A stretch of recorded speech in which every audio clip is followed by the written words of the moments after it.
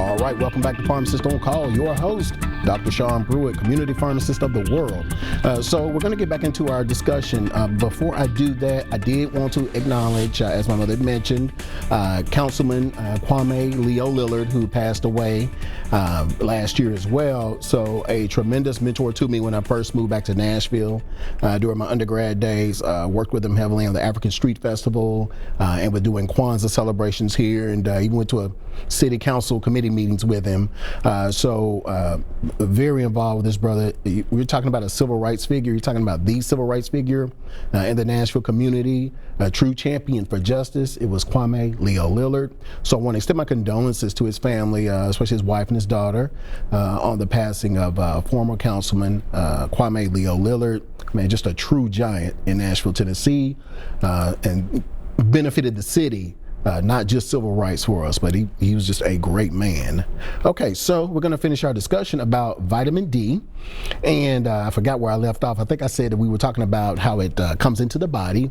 It comes in as 25 hydroxy vitamin D, and then it is converted by either the liver or the kidneys into 125 dihydroxy vitamin D. And that's the useful form. So once it's converted, that is the part that goes and does the immune system function, and also good for your kidneys as well. And so if you have kidney dysfunction, the vitamin D will actually help that as well.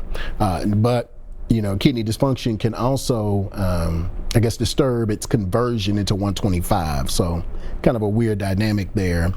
So once it goes there, it begins to feed the immune system what it needs. So you're either getting it through oral supplementation or through the sun.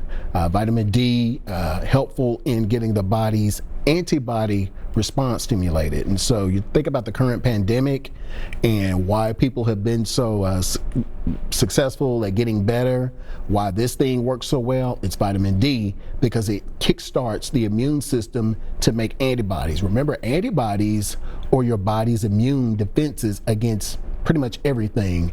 It sees this thing come in the body recognizes it, and makes antibodies to it and destroys it. So even when you think about the vaccine, they do the same thing, that the potion pretty much does. It boosts your immune system. So it is your immune system in the end that does the work. Things like the vaccine and things like Pruitt's potion, what they do is they prime the body. They boost the body's immune system defenses to do the work for you. But vitamin D, very important. Now, I will say this, people, again, I think I mentioned those who live above the 35th parallel, and so that cuts through probably Southern California. It cuts out much of the country, because much of the country is above it. So you're talking about being close to the equator. This also explains why so many on the continent of Africa have not had issues with this, and that's because they get so much sun, meaning they get so much vitamin D, even though they're dark skinned, but they still get it, and probably through the fish as well. Salmon, I believe, is high in vitamin D. So those of you who live up north, in Detroit, New York, and all that, probably going to be chronically deficient in vitamin D, except for the fairer skinned individuals. You all can process it easier than we can. There's one more point I wanted to make about vitamin D too.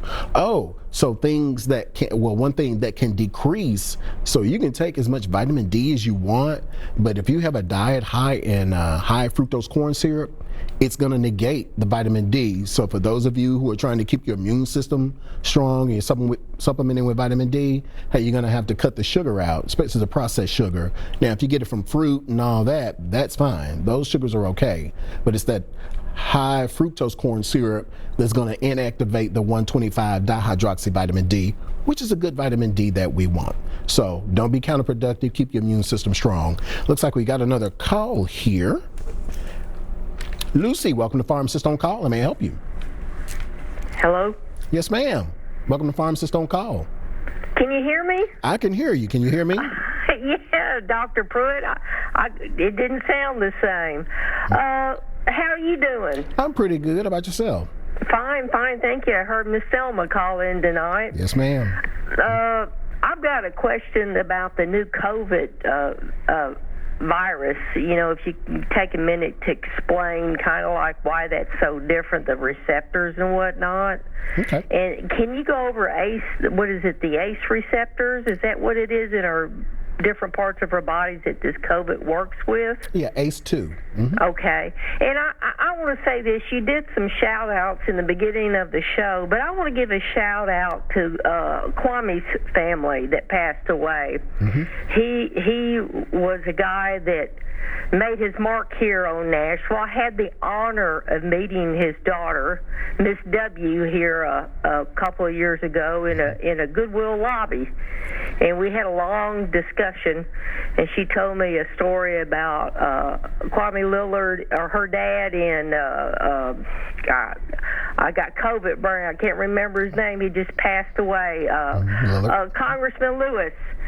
And at the University of Georgia, she told me a little story, and I asked her to pass on a message to her father and told her that I had recently read a story about her father and a couple other students. I believe they were in Green Hills over there in that part of Nashville, and this was probably about 1960, and all the kids were doing were basically sitting out in front of a store in the wrong neighborhood, and they took a very, very bad beating from the police because they wanted the proprietors and the citizens wanted them removed.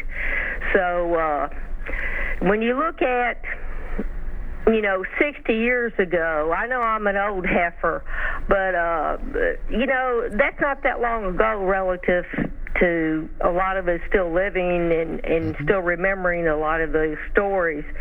So couldn't go to his memorial service, but I did play some songs here on my MP3 player for him. I played about 3 of them for him, and one of them was Precious Lord. So I just wanted to take a shout out. I'll get off before I start crying. Okay. And have you explain that about the new COVID from South Africa. Good day. Okay. All right. Thank you, Lucy. Very sweet testimonial too. Thank you. Kwame, you touched the city.